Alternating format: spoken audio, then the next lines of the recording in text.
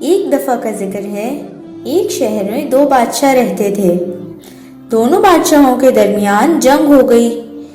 اس جنگ میں پہلے بادشاہ کے پاس 12,000 فوج تھی اور دوسرے بادشاہ کے پاس باقاعدہ فوج 70,000 تھی اور رضاکار فوج اس کے علاوہ تھی۔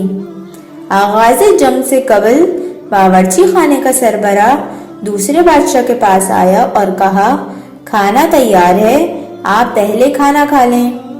لیکن دوسرے بادشاہ نے، جسے اپنی فوج پر کثرت پر گھمنڈ تھا، کہا، دشمن کے پاس تھوڑی سی فوج ہے، پہلے ہم اسے شکست دیں گے، اس کے بعد سکون سے بیٹھ کر کھانا کھائیں گے، اور امید ہے کہ اس جنگ کا فیصلہ 1 یا 2 گھنٹوں میں ہی ہو جائے گا۔ صفیں تیار ہوئیں، جنگ شروع ہو گئی۔ اتفاق سے دوسرا بادشاہ جس گھوڑے پر سوار تھا وہ گھوڑا بے قابو ہو گیا اور دوڑتے دوڑتے پہلے بادشاہ کے لشکر میں پہنچ گیا۔ پہلے بادشاہ کی فوج نے دوسرے بادشاہ کو گرفتار کر لیا، اور جب دوسرے بادشاہ کی فوج نے اپنے بادشاہ کی گرفتاری کی خبر سنی تو انہوں نے میدان جنگ سے فرار اختیار کر لیا۔ پہلے بادشاہ نے حکم دیا کہ دوسرے بادشاہ کو گھوڑوں کے استبل میں قید کر دیا جائے۔ پورے 3 دن تک پہلے بادشاہ کی فوج جشن مناتی رہی اور دوسرے بادشاہ کو کسی نے ایک لقمہ کھانے تک نہ دیا۔ تیسرے دن دوسرے بادشاہ کو اپنا ایک پرانا نوکر نظر آیا جو اسے چھوڑ کر دوسرے بادشاہ کے دربار سے ملک ہو چکا تھا۔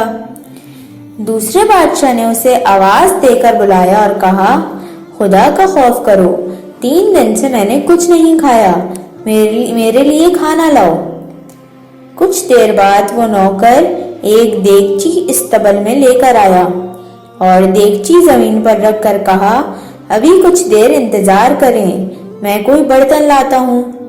یہ کہہ کر وہ نوکر برتن لینے چلا گیا۔ اتنے میں ایک کتا آیا اور دیگچی میں منہ مار کر کھانا کھانے لگا۔ جب تھوڑی دیر بعد نوکر آیا اور کتے کو دیگچی میں منہ مارے کھانا کھاتے دیکھا تو اس نے زور سے کتے کو ڈانٹا۔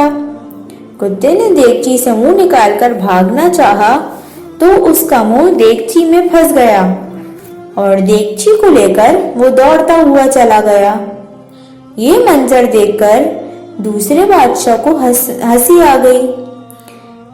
امیر استبل نے اس سے ہنسنے کی وجہ پوچھی تو اس نے کہا، میں گردش ایام اور انقلاب زمانے کو دیکھ کر ہنس رہا ہوں۔ 3 روز قبل ہمارے پاس باورچی خانے کے سامان کے ساتھ 300 اونٹ لدے ہوئے تھے، اور آج یہ حالت ہے کہ 3 دن بعد کھانا آیا اور اسے وہ بھی کتا اڑا لے گیا۔